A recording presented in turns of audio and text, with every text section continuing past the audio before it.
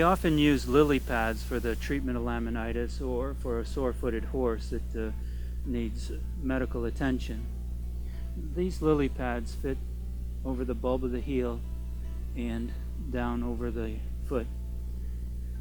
They're a generic size, and this generic size fits this horse. You want the lily pad to end just behind the point of the frog.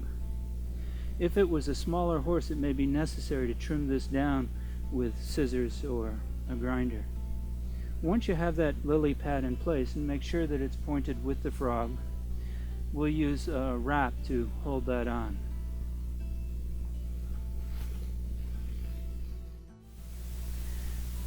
Before I go to the horse, I like to find the end and just pull that lightly up. Make sure that the horse is acquainted with the sound of that pulling away. The frog support, the lily pad, is adjusted if needed, placed on at the same direction as the point of the frog. And I'm going to start by wrapping around the toe, low on the toe, high on the heel. And at this point, make sure that your lily pad does not shift.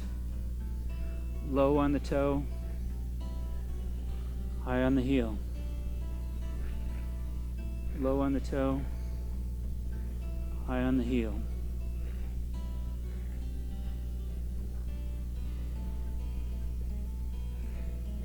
And then I'll go lower on the heel and around the toe of the foot.